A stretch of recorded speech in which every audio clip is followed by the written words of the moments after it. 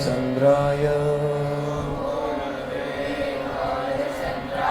श्रीराधिकाय तदालये कृष्णाय कृष्णभक्ताय तद्भक्ताय ते नमः। नारायणं नमस्कृत्यः नरं चैव नरोत्तमं देवीं सरस्वतीं व्यासं ततो जयमुदीरः। जय श्री कृष्ण चैतन्य प्रभु नित्यानंद श्री अद्वैत गदाधर श्रीवासादि गौर भक्तवृंद। हरे कृष्णा कृष्ण कृष्ण हरे हरे हरे राम राम राम हरे हरे। वाञ्छाकल्पतरुभ्यश्च कृपा सिन्धुभ्येव च पतितानां पावनेभ्यो वैष्णवेभ्यो नमो नमः। हरे कृष्ण। तो इस कार्तिक मास के पवित्र तिथि के अंदर हम सब बहुत भाग्यशाली हैं कि श्रीमती राधा रानी की कृपा से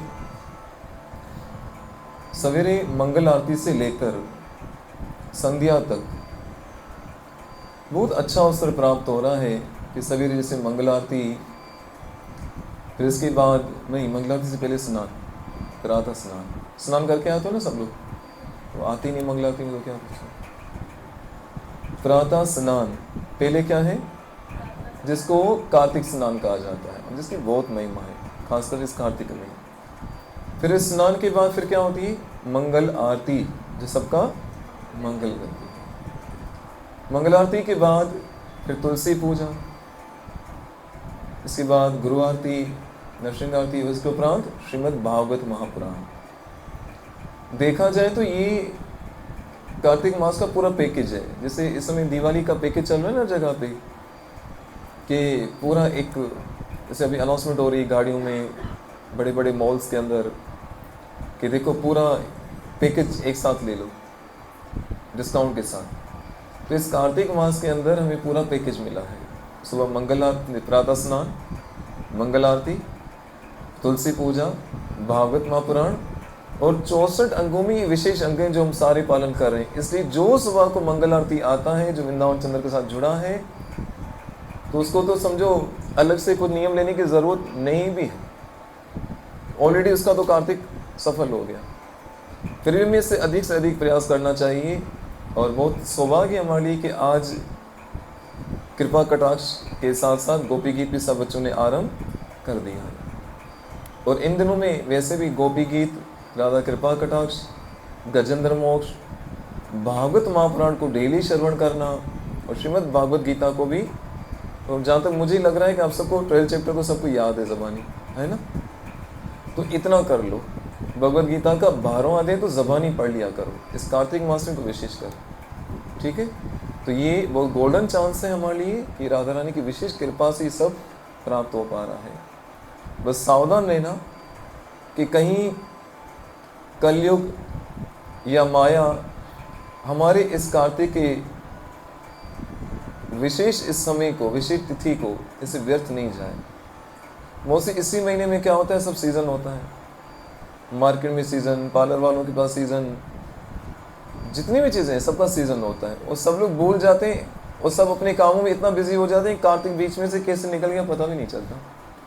कितने दिन हो गए आज कार्तिक मास को? 6 दिन गुजर गए। अब सोचो 6 दिन में हमने लॉस किया या कमाया, अपना हिसाब खुद रखना अपने पास। इसी में कल भी वहाँ सत्संग में बता रहा था कि अकेले व्यक्ति के बस की बात नहीं है। जब मिलकर हरिनाम संकीर्तन करते हैं, मिलकर भागवत श्रवण करते हैं, मिलकर भगवद गीता करते हैं, मिलकर ऐसा कोई अनुष्ठान लेते हैं, तभी हम सफल हो पाते हैं। नहीं तो अकेले में क्या है, जैसे निर्जल एकादशी में क्या होता है, अकेले पड़ जाओ तो फिर एकादशी तो समय होने से पहले पूरी हो जाती है हमारी, और साथ में रहने तो पता ही नहीं चलता कि कैसे एकादशी निकल गई। इसलिए चैतन्य महाप्रभु ने क्या कहा, हरि नाम संकीर्तन, यानी संकीर्तन सब मिलकर करो। तो इसलिए इस कार्तिक मास में इस समय को सफल बनाने के लिए गुरु महाराज श्री मसलन बापूरी, श्री भक्ति पारी, श्री प्रभुपाद जी और समस्त वैष्णववृंद, गुरु गौरंग और नित्यानंद प्रभु की कृपा से हमने जो संकल्प लिया है कि इस महीने में पूरा महीना सफल करेंगे। सेल लगी तो पूरा लूटो। वो मैं इस समय देख रहा था जुनून आईफोन का, किसका जुनून देख रहा था, कई जगह पे तो रात से वहां पे लाइन लगी पड़ी थी, लगता है वहां भंडारा बंटने वाला है। किसके लिए, आई फोन। वो पीछे बना हुआ था एप्पल, वो भी कटा हुआ सड़ा हुआ, जूठे एप्पल के पीछे पूरी रात लोग जागते। समझ नहीं आ रहा इसमें है क्या।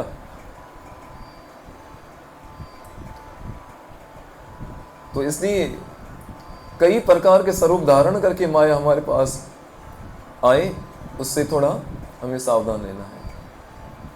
तो आइए इस कार्तिक मास में जो विशेष जो लीला हुई, दामोदर लीला, जो कि दशम स्कंद के 9वें अध्याय में है, उनके कुछ श्लोकों को श्रवण करके फिर यथा समय यथाशक्ति हम इस लीला को श्रवण करेंगे। विस्तार में एक एक श्लोक तो नहीं पढ़ पाएंगे, परंतु इस भागवत के एक श्लोक को भी हम उच्चारण करें तो बहुत अच्छा है। तो आइए, ये श्री सुखदेव गोस्वामी महाराज जी के श्लोक हैं दशम स्कंद के 9वें अध्याय में, ताकि हमारा एक भागवत का उच्चारण भी हो जाए और कथा भी श्रवण हो जाए।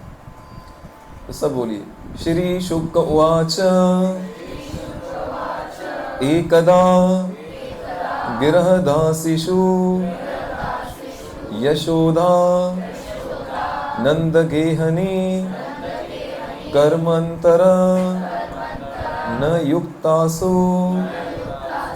निर्ममथ स्वयं ददी यानि यानि इह गीतानि तत्बालचरितानि च ददी निर्मंथन्ते काले स्मरन्ति तानि अघायत। श्री शुकवाच एकदा गिरदासीषु यशोदा नंदगेहनी करम अंतर्युक्तताम निर्ममंथ स्वयं ददी यानि यानि ही गीतानि तद बालचरितानि च ददी निर्मंथन्ते काले स्मरन्ति तान्य गायत। तो ये भागवत महापुराण के दशम स्कंद के 9वें अध्याय में इस लीला का वर्णन आता है, जिसमें सुखदेव गोस्वामी क्या कह रहे हैं, सुनो ध्यान से। जो अभी अपने श्लोक उच्चारण किए, पहली बात तो समझ लो, श्रीमद् भागवत महापुराण के साधारण दिनों में भी अगर आप एक श्लोक, आधा श्लोक या चौथा ऐसा भी श्लोक का उच्चारण करते हो तो इसकी भी इतनी महिमा भगवान विष्णु ने ब्रह्मा जी को बताई है, जिसके लिए बहुत सारे श्लोक हैं। ये तो एक एक अक्षर के बदले में एक कपिला गऊ दान करने जितना पुण्य मिलता है। तो ये जो उच्चारण की इस इतना बड़ा फल। फिर इसके बाद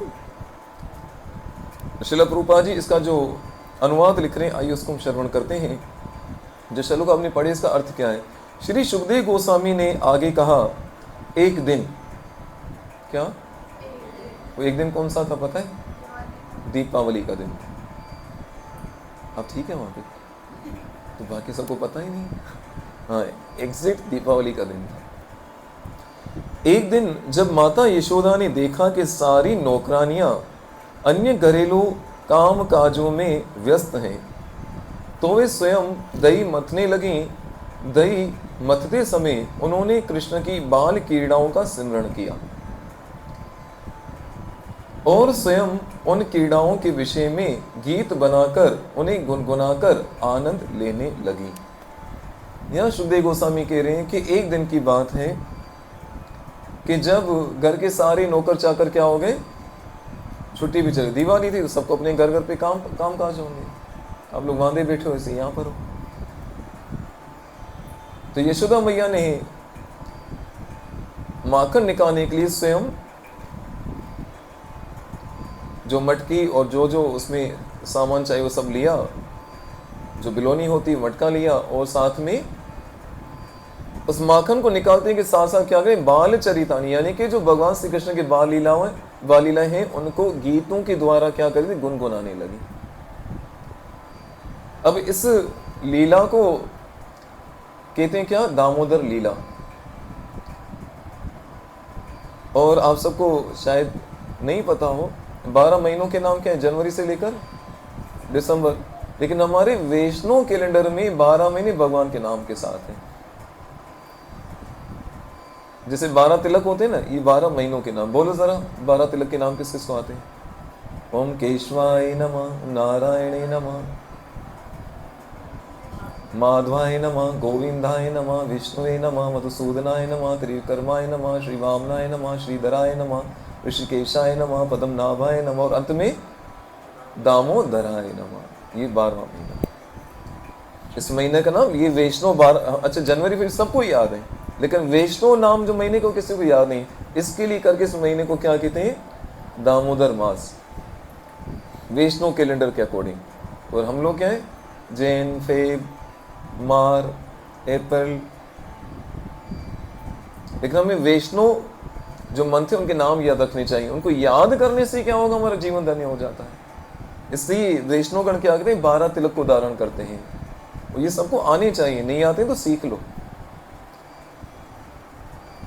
तो इस महीने को दामोदर मास कहते हैं। और दीपावली का दिन है, और इस दामोदर लीला के अंदर क्या है, 3 चीजें हैं। क्या?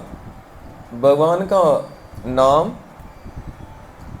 उनका धाम, और उनकी लीला। ये 3 चीजें क्या है, इस लीला के अंदर हमें सबको देखने को मिलती हैं। और तीनों में कोई अंतर नहीं, नाम में, धाम में और लीला में कोई अंतर नहीं है। तो इन तीनों का आश्रय लेने के लिए लोग क्या करते हैं, वृंदावन जाते हैं। अगर नहीं जा सकते तो अपने घर पे वृंदावन बना लो। तो इस दामोदर लीला में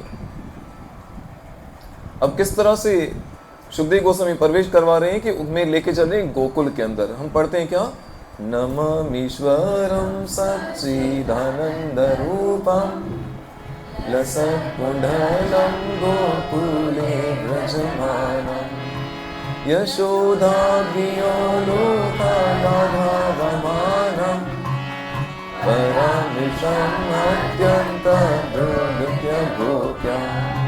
अब ये दामोदर अष्टक में पहला जो स्टेंज है, नमामीश्वरम, ये क्या है, इस अष्टक का मंगलाचरण है। नमामीश्वरम, यहाँ पर पहले ठाकुर जी को क्या, ईश्वरों के ईश्वर कहकर उनको प्रणाम किया गया है। सच्चिदानंद रूपम, और ठाकुर जी क्या है, सच्चिदानंद स्वरूप है। ताकि ये जो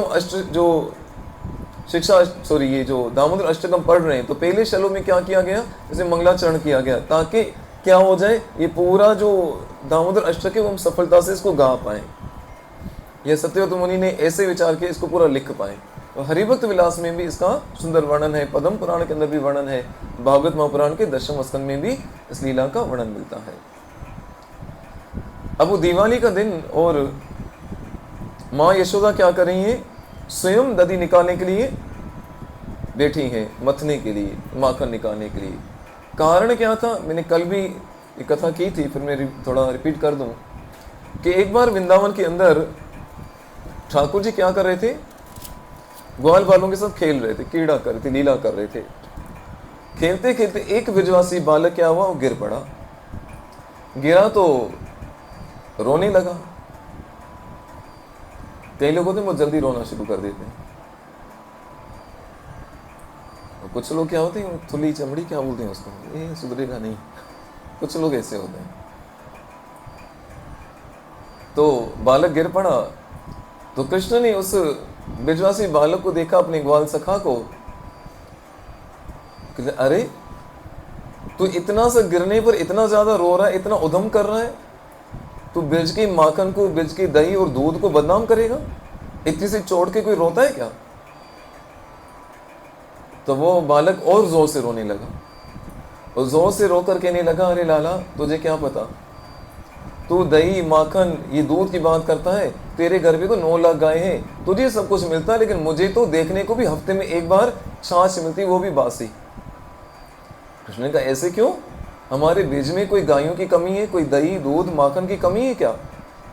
नहीं लाला, कमी नहीं है, पर जितना माखन निकलता है, जितना घी निकलता है, जितना दूध निकलता है, ये जो राजा है कंस ना, उसने क्या किया है, सब टैक्स के स्वरूप में हमसे ले लेता है, और हमारे हिस्से में खाली बचा कुचा लास्ट वाला ही आता है।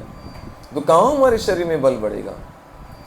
कृष्ण ने जब ये सुना तो थोड़ी दुखी हो गए कि देखो मेरे ब्रजवासी, इतना दूध दही माखन होने के बाद भी इतना ज़्यादा भूख और इतनी इनके पास कमी नहीं, ये मुझसे सहन नहीं होगा, ये अत्याचार में देख नहीं सकता हूं। अब कंस से कैसे छुड़ाना है, उसके लिए ठाकुर जी प्लानिंग करने लगे। तो उस समय ठाकुर जी ने कहा कि इसके लिए पहले क्या करना चाहिए, मैं अपना एक संगठन बनाना चाहिए। क्या करना चाहिए? लोटस, भक्त संगा, चित्रलोक, और कुछ नहीं क्या? एक संघ बना लेते हैं। ऐसे कृष्ण ने अपना एक संघ बनाया जिसका नाम रखा ब्रजवासी बाल गोपाल दही माखन प्रोटेक्टर चोर समिति। क्या नाम रखा? ऐसी समझते हैं ब्रजवासी बालकों का जो दही माखन है उसकी चोर मंडली की हमारी क्या है, ऑर्गेनाइजेशन है। तो कल भी मैं बता रहा था कि अगर ठाकुर जी हमारी चोरी भी करें तो भी वो सुंदर लगते हैं, और हम में से कोई चोरी करे तो नानी याद दिला दे। इसलिए ठाकुर जी चोरी करते हुए सुंदर है, इसलिए उनके लिए चोरा अष्टकम गाया जाता है। कौन सा? बिरजे प्रसीदम नवनीत चोरम, सुना है ना, ये पुरुषोत्तम मास में गाया जाता है। चोरा अग्रगण्यम, यानी कि चोरों में अग्रणी है, जो सबसे बड़े हैं उनको मैं प्रणाम करता हूँ। चोर को की प्रणाम करता है क्या? ये ठाकुर जी ने बड़े टेढ़े, इनकी लीला भी टेढ़ी है और खुद भी टेढ़े है। इसलिए जब ठाकुर जी के दर्शन करने जाऊं तो विशेषकर जो ठाकुर जी के टेढ़े चरण को विशेष दर्शन किया करो, क्योंकि हमारा मन है ना उसमें ठाकुर जी के टेढ़े चरण जब टिक गए ना, ऐसे ना किसी को नोट बांध देते हैं, बस अंदर खड़ा कर दो उनको, ऐसे ऐसे चरणों से स्टार्ट किया करो। और ऐसे ही टेढ़ी उनकी लीला, टेढ़ा उनका दाम। वो कई बार तो भजन गाते हैं, तू टेढ़ा तेरी टेढ़ी रे मुरलिया, मैं सीधी मेरी। वो सब ठाकुर तेरा गोकुल तेरा। कोई देखा है कोई रास्ता सीधा है? गोकुल गया है कोई? नहीं गए? गए हो ना, कैसे चढ़ना पड़ता है इससे। वृंदावन में भी इतनी कुंज गलियां, पाती कहाँ घुस जाओ तो फिर कुंज गलियों में मुंज जाओ पूरा। तो ये समिति उन्होंने बनाई और कहा कि आज के बाद हमारे ब्रज का माखन इस ब्रज से बाहर नहीं जाएगा। अब सीधा अगर ठाकुर जी सबको कहेंगे नहीं जाएगा तो सब ठाकुर जी को हड़का देंगे। तो कौन होता है हमें रोकने वाला? हमें अपनी शामत लानी है कि कंस को बुलाना है क्या?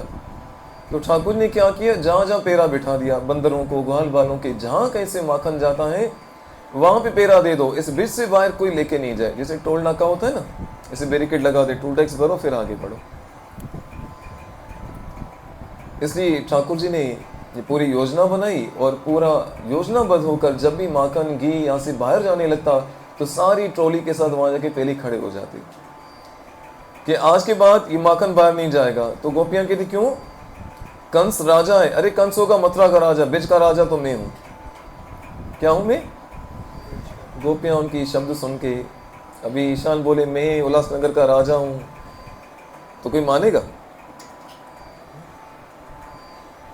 तो गोपियों ने भी उनको ऐसे कहा, तू काहे का राजा? ना तेरी सेना, न तेरा अस्त्र शस्त्र, न तेरा मुकुट, न ताज, न तेरी कोई राजगद्दी, तू कहाँ का राजा? अरे तुझे नहीं पता गोपियों, मेरी मैया सुबह सुबह मुझे तैयार करती तो मुझे बहुत प्यार से बुलाती, मेरा राजा बेटा। लो, बिना अभिषेक के, बिना गद्दी के राजा बन गए।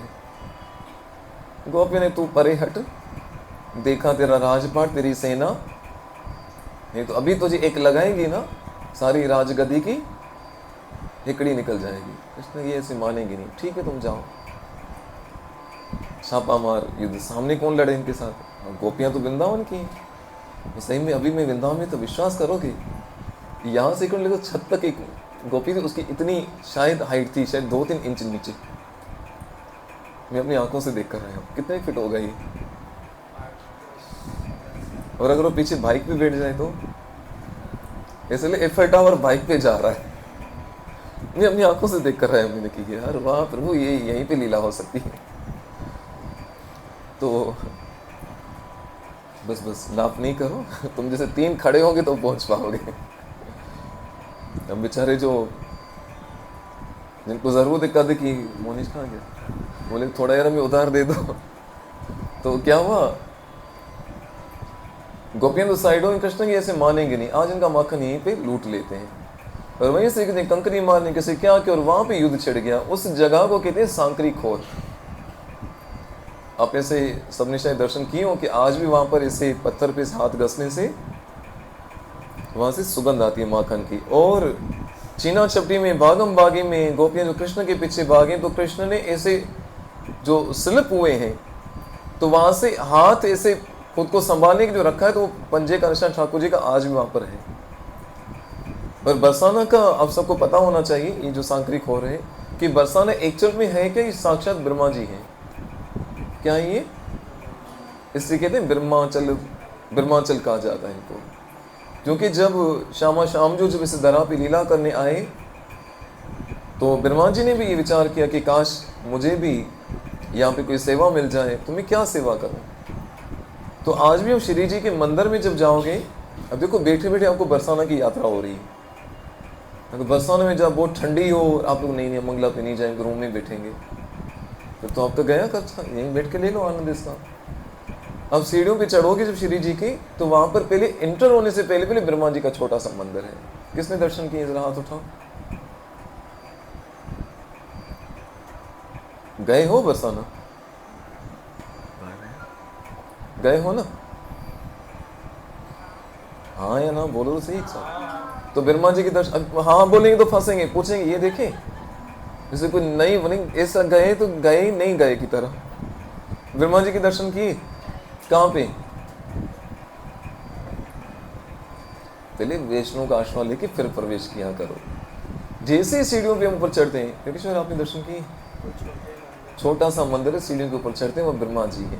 कहते वहीं ब्रह्मा जी ने तपस्या की थी, और वहीं पर श्रीमती राधा रानी के बाल लीला के उनके चरण के निशान है। वहां पे उन चरणों को माथा टेके स्पर्श करके ब्रह्मा जी को प्रणाम करके फिर ऊपर जाते हैं श्री जी के दर्शन करने। अच्छा, वो राधा रानी के दर्शन किए चरणों के? बाकी सब लॉस में गए। तो वहां ब्रह्मा जी को राधा रानी के चरणों के दर्शन हुए थे। और वहीं पे गौ माता के स्तनों के भी एक छोटा सा मंदिर है, उसके भी दर्शन किए होंगे। ऐसा वो भी ब्रह्मा जी के ये साइड में मंदिर है, ये साइड पे वो गौ माता। वो कहते हैं यहीं पर साक्षात सूरबी माता जो गौ माता है, वो स्वयं यहाँ पे अभिषेक करने आई थी। और उसी स्थान पे वो जो गौ माता के स्थान है ना, वो स्वयं में वहाँ प्रकट हुए हैं। आज भी लोग जाते हैं वहाँ दर्शन करने में जाते हैं। ये वहाँ मैंने लोकल जो ब्रजवासी उनसे श्रवण किया है। तो ब्रह्मा जी ने कहा कि मैं क्या करता हूँ, ये पर्वत बन जाता हूँ, और इसी मेरे पर्वत के ऊपर लाडली जो का क्या होगा, मेल होगा। और ब्रह्मा जी ने विचार किया कि जो श्रीमती राधा रानी के दर्शन करने आएंगे तो कहीं उनको छुबन ना हो। तो आप देखेंगे उस बरसाना का पूरा पर्वत एकदम मुलायम है, कोमल है, एकदम सॉफ्ट। तो ब्रह्मा जी इसके लिए सॉफ्ट होगी, भक्त जब मेरे वो चरण रखेंगे तो मैं पावन हो जाऊंगा। तो ये साक्षात कौन है? ब्रह्माचल ब्रह्मा जी है। और गिरिराज जी कौन? साक्षात विष्णु जी। और महादेव कौन है? नंदगांव। नंदगांव किस पे बसा है? वो साक्षात महादेव है। बहुत सुंदर दिखता है जब हम आसेश्वर महादेव से बाहर निकलते हैं, या 13 कदम से बाहर निकलते, दूर से इतना सुंदर दिखता है वो नंदगांव। लगता है कि वाकई पर्वत है, और अंदर जाओ तो इतना फील नहीं होता है, दूर से बहुत सुंदर लगता है। तो इस लीला में प्रवेश करें। तो यहाँ पर सुखदेव गोस्वामी कह रहे हैं कि ये सतुत मुनि करे नमाम ईश्वरम सच्चिदानंद रूपम लसत कुंडलम गोकुले विराजमानम, कि पहले तो मैं ईश्वरों के ईश्वर उस ठाकुर जी को प्रणाम करता हूँ जो क्या है, सच्चिदानंद स्वरूप है। अब इस एक एक वर्ड पे अगर मैं एक्सप्लेन करने जाऊंगा तो एक पूरा महीना लग जाएगा। इसी संक्षेप में हम लेके चल रहे हैं क्योंकि अभी हमारे दिन और भी कम रह गए हैं। फिर क्या कहा, लसत कुंडलम गोकुले विराजमानम। यहां पर सत्यवत मुनि लिख नहीं रहे दर्शन करें, आप भी दर्शन करो। क्या हो रहा है, लसत कुंडलम के उन ठाकुर जी को प्रणाम कराऊं जिसके लसत कुंडल, क्या कुंडल उनके चमक रहे हैं।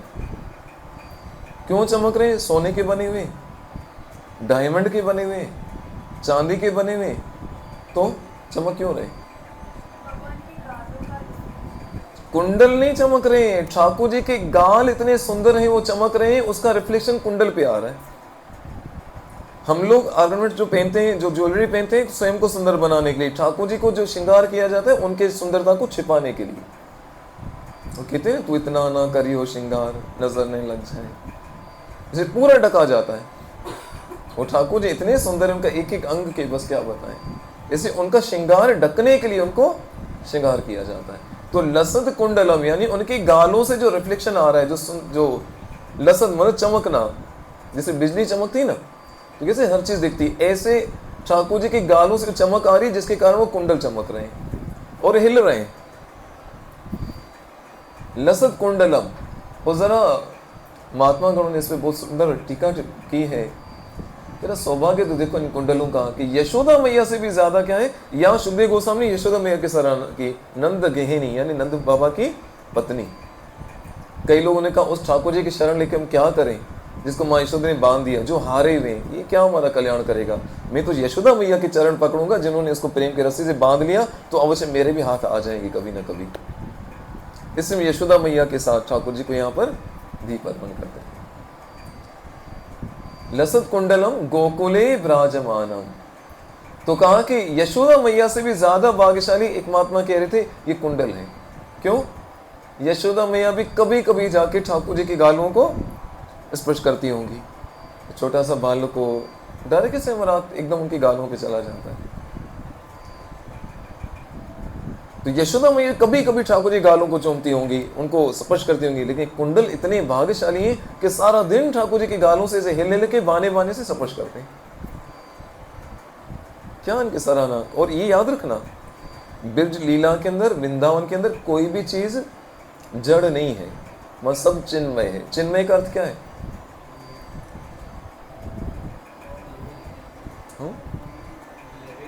हाँ वह सब चेतन है, मतलब जागृत है, सचेत है। जैसे कुंडल है वो साधारण नहीं है, वो भी बात करते हैं, वहां की दही हो, माखन हो, वहां की धरती, इसलिए कहते हैं ब्रजधाम क्यों, चिन्मय धाम है। इसे सोच समझ के बोलना चाहिए, जो बोलोगे वो सत्य हो जाता है। उसको क्या कहा गया, चिन्मय धाम। तो वो कुंडल भी साधारण वहां पे नहीं, तो फिर क्या कहा, गोकुले विराजमानम। और ये जो लसत कुंडलम जो ठाकुर जी दिख रहे हैं, तो ये कहां पर है, गोकुले विराजमानम। कहां पे ये लीला हो रही है, गोकुल के अंदर। गोकुल का अर्थ क्या है, गौ कहते हैं इंद्रियों को और गाय को, कुल कहते हैं समूह, यानी इंद्रियों का समूह, जहां पर सब कुछ ठाकुर जी के सेवा में लगा हो, वहां शांति हो जाती है। इस गोकुल का दूसरा नाम जहां तक मुझे समझ, महावन भी उसको कहते हैं। 12 वन है ना, जैसे उनमें से गोकुल को महावन के नाम से भी जाना जाता है। उस गोकुल में और भी बहुत सारी ठाकुर जी की लीलाएं हुई हैं। पूतना का वध हुआ है वहां पर। एक दूसरा भी खिलौना भेजा था कंस मामा ने, श्रीधर नाम का ब्राह्मण बन के आया था, है ना, उसका भी ठाकुर उद्धार किया था। उसको मारा नहीं था, ये ब्राह्मण है, इसको मार के क्या करूं, इसको क्या करूं, इसको ऐसा लात मारी, ऐसा उल्टा गिरा, उसकी जीभ जो थी ना वो टेढ़ी हो गई, अब बोल भी नहीं पा रहा था। और ऐसा मटके के गड़े रखे थे उसके अंदर, ऐसा धो धो के ठाकुर इसको मारा है ना। मैं लीला फिर कभी बताऊंगा, गोकुल की लीला में प्रवेश करेंगे तो। पूरा माखन से मल लिया उसको, पूरा हुलिया बिगाड़ दिया, अब जबान ऐसे टेढ़ी। चलो बता देता हूँ, ठीक है, अभी कौन सी जल्दी। पहले पूतना के विषय में तो आपने श्रवण किया है, उनके पीछे की लीला क्या है। ये गोकुल में अब लोग खड़े हैं हम लोग। हाँ, तो ये दूसरा खिलौना कंस मामा ने भेजा था, कौन, श्रीधर नाम के ब्राह्मण को भेजा था। उसने कहा यार मैं चला जाता हूँ, ये पूतना का तो उद्धार हो गया, वो तो मेरा काम नहीं कर पाई। चल ठीक है तू जा, तुझे तो तू ब्राह्मण है, तुझे तो कोई रोकेगा नहीं।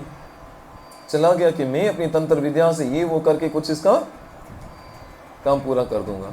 परेश हुआ तो यशोदा मैया तो उस समय निकल रही थी जल भरने के लिए, देखा एक ब्राह्मण आए, ब्राह्मण का मैया बहुत भूख लगी, कुछ खाने को दो।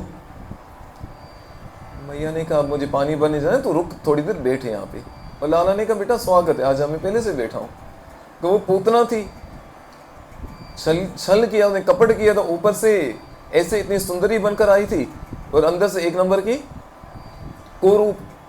उसको तो वध कर दिया। ब्राह्मण है तो इसका मैं क्या वध करूं? मैंने खुद कहा है कि न हो ब्राह्मण देवाए, मैं ब्राह्मणों का हितेश हूं। ब्राह्मण अगर कितना भी पति तो भी वो मृत्यु का उसको दंड नहीं दिया जाता।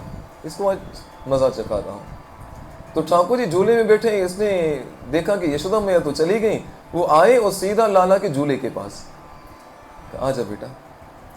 और झूले से निकले वो ऐसी लात उसको घुमा के मारी है, ऐसा ही गोलाटी मारना कहते हैं, क्या कहते हैं वो, हाँ, ऐसे गोल घूम घूम के सीधा मुंह उसका माखन के गड़े के अंदर। और हाँ ऐसा उसको घुमाया, इतना मारा कि हाथ पैर सब टेढ़े और जबान भी टेढ़ी और बोल भी नहीं पाए। अब सब ऐसे कर खड़ा, ऐसे करेगा क्या, अब सोचो। लाला ने कि मजा आया, फिर आराम से लाला झूले में बैठ गए। ये लीला कहाँ की है? गोकुल की। इतने में बहुत देर के बाद यशोदा मैया आई। यशोदा मैया अंदर आके देखे वो सारे घड़े टूटे पड़े हैं, पूरा माखन बिखरा पड़ा है, दही ये वो सब अस्त व्यस्त। और लाला बेचारा रो रहा है झूले में। ये तो वही बात हुई, मारते जाओ रोते जाओ। वल्लासल में लीला हुई थी ऐसी, मारते भी जाओ और रोते भी जाओ। याद है ना? हमारे बाल भी नटखट है, कम नहीं है किसी से। अरे मार रहे हो, रो क्यों रहे हो? ताकि हम पे दोष भी नहीं लगे। होना चाहिए, चतुरा ही है बहुत बड़ी। लाला ने एक तो उसको इतना मारा, खुद झूले में शांति से सो गए, नहीं सॉरी रोना शुरू हो गए। यशोदा मैया आई तो घर का तो हाल इतना बेहाल। यशोदा मैया देखा, अरे मेरे लाला रो रहा है। नजर पड़ी इस ब्राह्मण के ऊपर, तो वो तो पूरा कैसे मेकअप किया हुआ था, फेशियल कहते हैं, क्या कहते हैं उसको, पूरा माखन दही ये वो पूरा, और हाथ ऐसे। यशोदा मैया का मूर्ख दुष्ट, तुझे थोड़ा भी सब्र नहीं होता था? माखन ढूंढने के चक्कर में सारे मटके फोड़ दिए, तूने पूरे घर का सत्यानाश किया। वो तो ठीक है मैं सहन कर लूं, तो मेरे लाला को रुलाए, चल निकल यहां से। और वो बेचारा बोल भी नहीं पाए, वाणी उसकी सी टेढ़ी कर दी, मैंने थोड़ी किया, तुम्हारे लाला ने किया है। और बेचारे को ऐसा भगाया, वो गया कंस के पास। कंस से बोला तू भी आ गया, मार के आया कि मार खा के आया? अब बोले क्या ए कर रहा है? तो ईशा रोशन बोला नहीं, वो साधारण नहीं है, वो तो साक्षात ईश्वर है। कंस से अच्छा तो तुझे भी पाठ पढ़ा दिया उसने, बड़ा आया था उसको मारने वाला। अब कंस ने सोचा तीसरा खिलौना भेजे, फिर एक कौवे को भेजा था, वो भी असुर था, ठीक है, उसका भी उद्धार किया। तो गोकुल में बहुत सारी लीलाएं हैं, उसको महावन के नाम से जाना जाता है। चलो आगे हम बढ़ते हैं। तो वहीं पर ही माखन चोरी की लीला हुई है। तो ये समिति बनाई, ये ऑर्गेनाइजेशन बनाई, चोर समिति। अब ब्रिज के अंदर से बाहर कोई माखन नहीं जाए। जो माखन देना है तो कृष्ण किसको देना है? पहले हमारे ग्वाल बालों को मिलना चाहिए, हमारे जो बच्चे पहले उनको दूध मिलना चाहिए। उस लाला को उसको दुख, कृष्ण को उस ब्रिजवासी का दुख नहीं सहन हो, अब सबको माखन खिलाऊंगा। और बंदरों को भी सम्मिलित कर लिया था कि जहाँ जहाँ सीआईडी। और पता है उनमें एक, मैंने इन दिनों नोट किया है, जितने दिन अभी वहाँ संकेत में था, जहाँ तक ये पुष्पक है, जो पीछे वाली जो गली है ना, ये रामदेव वाली गली, इससे भी थोड़ा दूर जहाँ ये संकेत में जो कुटिया है, उसके इतना दूर वहाँ पे क्या एक कॉलेज है, वहाँ पर मैं रोज देखता था, एक ट्रॉली आती थी बंदरों की, विशेष ना, पूरा ग्रुप होता था, उसके भी ग्रुप होते हैं पता है, अपने फैमिलीज सब। तो इतना दूर उस कॉलेज की दीवार पे बैठा होता था, और विश्वास करें हमारी रसोई के अंदर क्या बना है वो सुगंध उसको वहां से सूंघ लेता था। बस बहुत लड़ाई हुई मेरी इन दिनों भाई उनसे, लेकिन बहुत भयंकर है भाई, कभी पंगा नहीं लेना उनसे। तो सुना था बरसाना के बंदर बहुत अच्छे हैं, लेकिन फिर मैं नहीं, बरसाने ये तो बीच के हैं, संकेत के हैं, बहुत झगड़े हुए। अभी तो हमने सीख लिया है कि कैसे निपटना है, कहीं हाथ जोड़ के, कहीं गुलेल दिखा के। तो बंदरों को तो पीते, पहले उनकी सूंघने की ना बहुत ज्यादा तेज होती है उनकी, और चोटियां होती हैं, उनको कोई देखो इनविटेशन नहीं दिया जाता। अब खाली कहीं चपाती रख दो, अभी आजमा के देखो, इधर नहीं करना, चपाती रख दो, कोई इनविटेशन नहीं दो, लाइन बना के आएंगी, वो भी ऐसे डिसिप्लिन के साथ, क्योंकि हमारे बच्चों में डिसिप्लिन नहीं दिखता कहीं भी। चप्पल एक इधर होगा, एक उधर होगा, खुद इधर बैठा होगा, कोई उधर बैठा, देखा ये आश्रम में जब जाते हैं तो, लेकिन वो एकदम देखा है कभी लाइन एकदम एक राह में आते हैं, तो उनमें सूंघने की ज्यादा उनके अंदर वो होती है। अब चलते हैं थोड़ा इसमें पर, ये तो समिति उनकी बन गई ऑर्गेनाइजेशन, अब उनको थोड़ा अपना हिसाब से मेंटेन करने दो, कैसे बजट मेंटेन होगा, सब होगा। और ये पहली सेना है जो जीरो बजट आर्मी, जिसके बाद अस्त्र शस्त्र न कपड़े वर्दी किसी की जरूरत नहीं। यशोदा मैया गुनगुना रही हैं, नमामीश्वरम सच्चिदानंद रूपम लसत कुंडलम गोकुले विरजमानम यशोदा बियोलु खलाद दावमानम। और यहाँ पे सत्यमूर्ति मुनि क्या देख रहे हैं कि यहाँ पे कृष्ण क्या कर रहे हैं, भाग रहे हैं। यशोदा ब्यू लव भी मतलब डरना, भय के कारण, भय से, यशोदा के भय से भाग रहे हैं। कहां से, उखलाद, यानी उखल से जंप लगा के भागे। उखल, खल किसको कहते हैं, ये पिक्चर आई थी किसी दौर में, नायक नहीं खलनायक, याद है ना, खलनायक किसको कहते हैं, बदमाश को कहते हैं। उखल, यशोदा मैया ने देखा कि यशोदा मैया के हाथ में छड़ी है और उखल से कूद के जो भागे हैं उस कृष्ण का पीछा कर रही हैं। यशोदा बियोलू खलाद दावमानम, दावमान में भाग रही हैं पीछे, और बहुत तेजी से भाग रही हैं, और कृष्ण भी तेजी से भाग रहे हैं। इसके आगे क्या है, सेकेंड स्टेंजा, और भागते भागते यशोदा मैया ने उसको पकड़ लिया। रुदंतम मुहुर नेत्र युग्मम मर्जंतम, रुदंतम मतलब रो रहे हैं, रुदंतम मुहुर, और आंखों से क्या आ रहे, आंसू निकल रहे हैं। यशोदा मैया पकड़ लिया, एक तो आज छड़ी यशोदा मैया के हाथ में, और दूसरा था कि मर्जंतम यानी कि ऐसे मार्जन करना, आंखों से क्या करें, ऐसे नकली में नहीं, कोई बच्चा जब रोता है तो जोर से ऐसे आंखों को घस घस के जबरदस्ती आंसू निकले, तो मैया को लगे सच्ची में रो रहा हूं। आंसू तो नहीं निकले, लेकिन क्या निकले, वहां से काजल पूरा निकल गया, मेकअप हो गया। रुदंतम मुहुर नेत्र युग्मम मर्जंतम कराम बोझ युग्मेन सातंक नेत्रम, उस आतंक यानी उस आतंकित हो रहे हैं, भयभीत हो रहे हैं, डर रहे हैं। वो कलयुग में भी ऐसी माएँ हैं जिनके आतंक से बच्चे डरते हैं। यशोदा मैया तो प्रेम से हो, पता नहीं, कई बार देखता हूँ यहाँ पे बच्चे बेचारे रात को मोबाइल खोल के सोते हैं, रात को देर से सोते हैं, सुबह स्कूल जाने में माँ जैसे बच्चे को उठाती है ना, लगता है कोई आतंकवादी घुसा है घर के अंदर। बहन आ गई है, बैग उठाओ, नाश्ता करो, माँ इधर भाग रही उधर भाग रही, वाकई में कोई आतंकी आ गया। कई बच्चों को तो इतनी मार पड़ती है बेचारों को। एक बच्चा अपनी माँ से कहता है, अपनी बाप से कहता है, जो शाम को जॉब से वापस आया, पप्पा क्या हुआ बेटा, आप कभी पाकिस्तान गए थे क्या? तो नहीं तो कभी नहीं गया, सपने में भी। ऐसा क्यों पूछ रहा है? अफगानिस्तान गए थे क्या? नहीं तो। फिर ये आतंकवादी आइटम घर पे कहां से लेकर आए? सारा दिन मारती रहती, ये कर वो कर वो कर वो कर। यार कोई जीने की। तो सही में एक बच्चे ने तो मोदी को लेटर लिखा था कि मुझे अपनी माँ पे कंप्लेन करनी है, खेलने के लिए देती नहीं, सोने के लिए देती है, जब देखो पढ़ाई करो पढ़ाई करो पढ़ाई करो।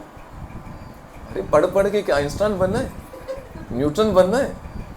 कई लोग तो बेचारे पढ़ पढ़ के बेजार हो गए, न्यूटन के सर पे एप्पल क्यों करा, नारियल गिरता तो जान छूट जाती है हमारी।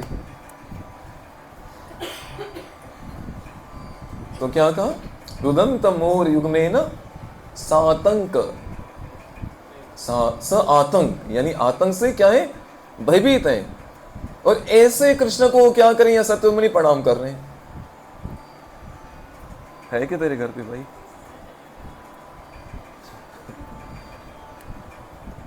मतलब ऐसे ठाकुर को क्या करें, सत्यमुनि प्रणाम करें। कैसे ठाकुर को? पहले तो क्या, नमाम ईश्वरम, के जो ईश्वर है।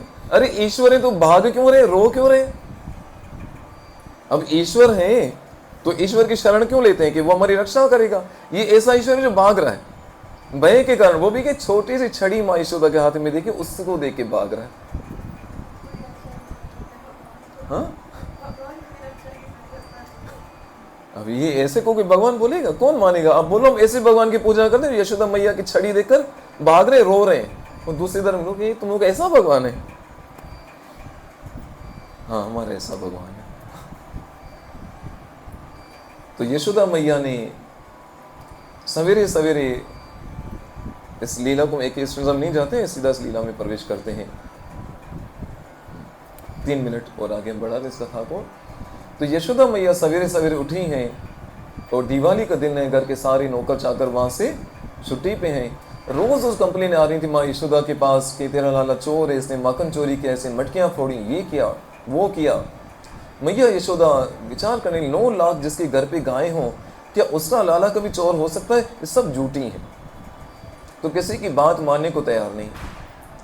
फिर थोड़ा विचार किया, हो सकता है कुछ गड़बड़ हो, तो क्या मिस्टेक हो सकती है? विचार किया, मेरे घर पे सारे नौकर चाकर है ना, वो सब क्या करते हैं, माखन निकालते हैं, कहते क्वांटिटी तो है लेकिन क्वालिटी माखन में नहीं है।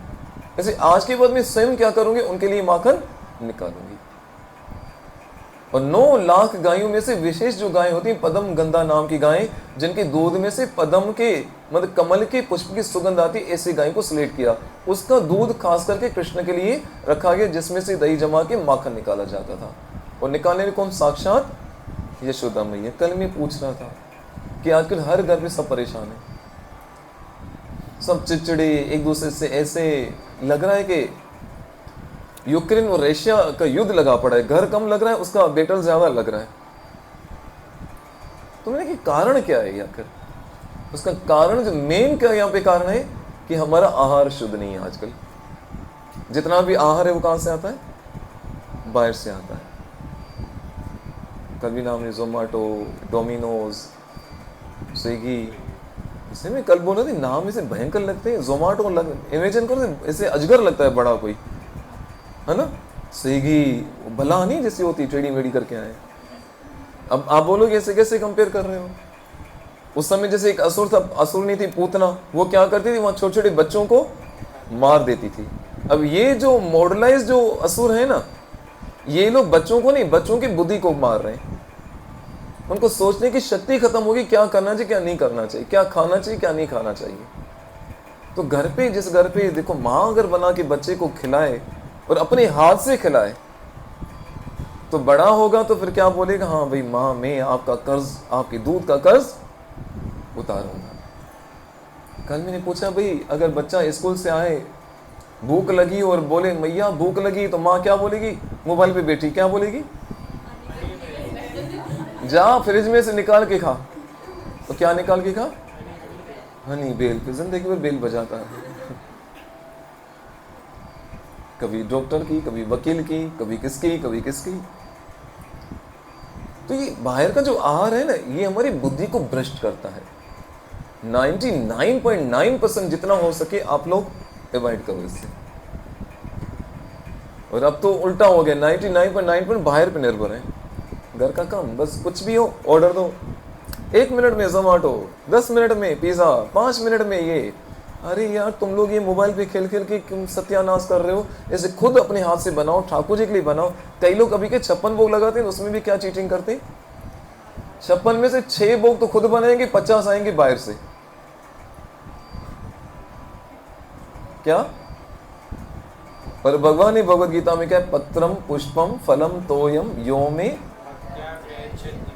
आगे तदहम भक्ति। हाँ, इसमें ऐसे का कि जो भक्ति पूर्वक प्रेम पूर्वक मुझे तुलसी का दल जल फूल अर्पण, ऐसे थोड़े कि जोमेटो से लाके अर्पण करेगा, स्विगी से लेकर अर्पण करेगा, बाहर से लाके, ऐसे थोड़े का। या तो का पत्रम पुष्पम फलम तो यो में भक्ति प्रचिति तदहम भक्तिम अश्रामी, ऐसा है ना कुछ लोग। हाँ, प्रीत आत्मा कि वो मुझे प्रिय। अब 6 भोग तो खुद बनाएंगे, वो मर मर के बनाए कैसे, और 50 लाएंगे बाहर से। तो ठाकुर जी तो पा लेते हैं मजबूरी में, कुछ नहीं तो हनी बेली खाएंगे। 6 भोग तो बाहर घर पे बनाएंगे और 50 आएंगे कहां से? बाहर से। अब जरा सोचो, ठाकुर जी वो ग्रहण तो करेंगे, लेकिन वो भोग कैसा होगा? देखो, एक तो यशोदा मैया ने माखन खिलाया और दूसरा पूतना ने भी दूध पिलाया। दोनों का पिया कि नहीं पिया? लेकिन जो बाजार से ला के खिलाते हो वो पूतना के दूध की तरह है, वो तो पी लेंगे। अब आप विचार करो, आप पूतना बनना चाहते हो कि यशोदा बनना चाहते हो? इसलिए भाई 56 नहीं बना सकते हो, 6 ही बनाओ, लेकिन प्रेम से ठाकुर जी को अर्पण करो। तो उस समय यशोदा में को पता होता ना, ये कलयुग में ये सब ये कंपनियां आएंगी सप्लायर 1 मिनट में, वो 56 लगाती नहीं। वैसे कहते हैं यत यत आचरती श्रेष्ठ के, जैसे बड़े लोग आचरण करते हैं पीछे उनका अनुकरण करते हैं, यशोदा में 6 ही बनाती हैं, जो कलयुग वाले लोगों को आसान हो। और हमारी लाडी जी को देखो, 56 वो डेली बनाती हैं। कितने? आपको ये पता नहीं कि राधा रानी रोजाना ठाकुर जी के लिए 56 भोग बनाती हैं, 56 व्यंजन। और ऐसा नहीं कि डेली 56 रिपीट हो, डेली 56 फिर अलग वैरायटी होती है। कार्तिक महीना है तो राधा रानी की विशेषताएं भी सुनो। और दुर्वासा मुनि का उनको आशीर्वाद है कि जो आपके हाथ का भोजन करेगा वो कभी बीमार नहीं पड़ेगा, दीर्घायु होगा। ये पता नहीं लीला आप सबको? बाल लीला में जो राधा रानी दुर्वासा मुनि को भोजन तुरंत बना के खिला लिया था, वो इतना संतुष्ट, इतने वरदान दिए। और यही बात यशोदा मैया को पता चली थी। अब रोज असुर आ रहे तो यशोदा मैया ने सोचा, देखो मेरे लाला पे रोज संकट आ रहे हैं, ये कीर्ति कुमारी है ना, अगर इनसे मैं रिक्वेस्ट करूं ये लाला के लिए रोज आके भोजन बनाए, कहां से आकर? बरसाना से आकर या भोजन बनाए, तो मेरे लाला को ये अलाएं बलाएं सब टल जाएंगी। फिर ये जो लीला आपने श्रवण की कि रोज राधा रानी आती हैं ठाकुर जी, आज भी, हाँ अष्टम लीला आज भी होती है, मैंने कहा ना चिन्मय धाम है। और रोज 56 भोग बनाती हैं और 56 भोग डेली वैरायटी चेंज होती है। अब जरा सोचो, तो राधा रानी की 2 फेवरेट चीजें बहुत हैं, तो सब गुणों से भरपूर, पर 2 गुण विशेष हैं। एक पाक कला यानी कि पकाने की कला, लोगों को नहीं, रसोई की कला। और मैं रिक्वेस्ट करता हूँ, जितनी मेरी बेटियां बैठी, बहनें माएँ बैठी, उनसे रिक्वेस्ट करता हूँ, अपने बच्चों को अपनी रसोई में परवरिश करने की आदत डालो, या खुद भी आप लोग आदत डालो, भले उल्टा उल्टा बनाओ। और याद रखना, जिसके हाथ में टेस्ट होगा ना, जो ठाकुर जी के लिए भाव से बनाएगा, उसे ऑटोमेटिक टेस्ट आ जाएगा। और जिसने ये रसोई की कला सीख ली, भले पढ़ो लिखो हर चीज में आगे, रसोई को पीछे मत छोड़ो। जिस रसोई के अंदर वो एक्सपर्ट होगी ना, वो बहन बेटी हमारी, वो घर पे राज करेगी, मैं गारंटी से कहता हूँ। क्योंकि अन्न का बहुत प्रभाव पड़ता है, पूरा परिवार किस पे पड़ता है, पर जो अन्न जिसके हाथ से बनता है ना, उसके भाव का बहुत इफेक्ट होता है पूरे परिवार के अंदर। कोई कहते कोई भक्त नहीं बने, हमारी बात नहीं मान रहा है, तो उसको क्या करो, आप कुछ भी उसको मत कहो कि मंत्र पढ़ो, ये करो, वो नहीं, खाली उसको भगवान को भोग लगाओ, प्रसाद खिलाओ, उसकी बुद्धि क्या होगी देखना, सद्बुद्धि में परिवर्तन हो जाएगी। इसी एक्सपर्ट हो इस चीज में, हमें क्या होना चाहिए, सीखना चाहिए। गारंटी से कह रहा हूं, वो घर पे राज करे, उसको अपनी आंखों पे रखा जाएगा। लेकिन आज मैं देख रहा हूँ धीरे धीरे चीजें निकलती जा रही। मैं आशा करता हूँ जो हमारे साथ हैं बच्चे, वो इस चीज में पीछे। अच्छा, मैंने तो 2-3 बच्चों को चैलेंज दिया था, वो कोई सेवा करनी नहीं चाहिए तुम्हारी कोई सेवा, जब तक 56 भोग अपने हाथों से खुद अकेले बना के ठाकुर जी को नहीं भोग लगाओगे, तब तो मेरे सामने आना भी नहीं। और विश्वास करो, मेरे 2-3 बच्चे तो इतने एक्सपर्ट हो गए ना, और अभी बड़े हो गए, उनकी शादियां भी हो गई। कभी कॉल आती, भैया अगर उस दिन आपने ये चैलेंज नहीं दिया होता ना, आज हमारा इतना नाम नहीं होता। बताऊंगा अकेले, उनका नाम शेयर करूंगा आप लोगों से। तो आप लोगों को भी यही कहता हूँ। तो जैसे यशोदा मैया स्वयं लाला के लिए माखन निकाल रही हैं, ऐसे हमें भी क्या करें, अपने ठाकुर जी के लिए करके ये अपने रसोई की कला को सीखना चाहिए। तो राधा रानी की 2 विशेषता, एक पाक कला यानी कि रसोई, और दूसरा नृत्य कला। इन 2 कलाओं से ठाकुर जी को बहुत अधिक बाती हैं। वो दूसरी कला तो सबको आती है, एक तो नृत्य कला, हम खुद नहीं नाचे, दूसरों को नचाना अच्छे से आता है। देखो अपने घर वालों को कैसे नचाते हैं। ए दिवाली आईफोन आना चाहिए मेरे पास, भाई मेरे घर का इंटीरियर पूरा नया होना चाहिए, मेरे घर का पूरा इंटीरियर नया। वो एक पत्नी, दीपावली आने वाली है, पति को एक काम करें, ये इंटीरियर बहुत पुराना हो चुका है, उसको चेंज कर दें। तो ठीक है, नोट किया। फ्रिज भी पुराना हो चुका है, ठीक है, और कुछ नहीं, मॉड्यूलर किचन होना चाहिए, क्या पुराना सड़ा ये टावर वावर, नोट कर लिया। एक और बात को जी कहिए, मेरी ज्वेलरी भी पुरानी हो चुकी है, धनतेरस आ रही है ना, ज्वेलरी भी नहीं दिला दो, ठीक है, और कुछ। गाड़ी भी तो सड़ी हुई है, 2017 का मॉडल है, अभी तक वही चल रहा है, नए नए मॉडल है वो। पति ने सारी लिस्ट बना दी, पत्नी खुश हो गई, मैंने ठग ठग के क्या कि इसकी सारी डिमांड्स मन वाली। पति एकदम चुप बैठा था, पत्नी वेट कर रही थी कभी काम स्टार्ट होगा। तो पत्नी ने पूछा पति से, तो स्वामी जी क्या विचार है, कुछ आप सोच रहे? बोला सोच लिया। पत्नी खुश होगी, ताली बजाने नाचने लगी, जंप लगा के। क्या विचार किया, कहाँ चले पहले? तो मैंने विचार ये किया इतनी सारी चेंज कर दूं, कितना मेहनत होगी, इससे अच्छा नहीं एक कोई चेंज कर दूं, झंझट ही खत्म, तुझे ही चेंज कर देता हूँ, समस्या ही सॉल्व। हैप्पी धनतेरस। नया सामान लाना चाहिए, मेरी पत्नी नहीं लेके आता हूँ, हो गया काम पूरा। तो ठीक है, हम इस लीला को आगे बढ़ाएंगे। अभी कार्तिक मास है, इस कार्तिक मास में भागवत के श्लोकों को, लीलाओं को हम एक बहुत स्वादिष्ट चीज़ हमें मिलती है ना, फिर कैसे कहते हैं उसको एकदम घटाघट नहीं पी जाते हम लोग, सिप सिप करके। और कभी कभी ऐसे फेवरेट कोई आइसक्रीम हो तो कोई बहुत जल्दी खाने वाला होता है, तो जो खा लेता ना दूसरा उसको देख रहा होता है, यार मेरी खत्म हो गई। तो ऐसे ये हरि कथा तो इतनी अद्भुत है। और मैं इसी बात के साथ समाप्त करूं, श्रीला प्रभुपाद जी कहते हैं जैसे रात के समय पर एक गिलास दूध पी लिया जाए तो शरीर का पोषण अच्छा होता है, हमारे दिमाग की नसें भी, मतलब बहुत अच्छा पौष्टिक है दूध। इसी तरह अगर रोज रात को सोते समय इंस्टाग्राम, ये जितने भी फालतू जो रील्स ये वो सब देखने की जगह पर रोज रात को सोते समय, ध्यान से सुनो सब, मुझे पता है ये बातें लोगों को हजम नहीं होगी, देसी की बहुत कम लोगों को हजम होता है, लेकिन है असली, कहते हैं असली की। अब नकली की आगे तो लिखना पड़ता है असली की, ये मैं असली आपको डोज दे रहा हूँ।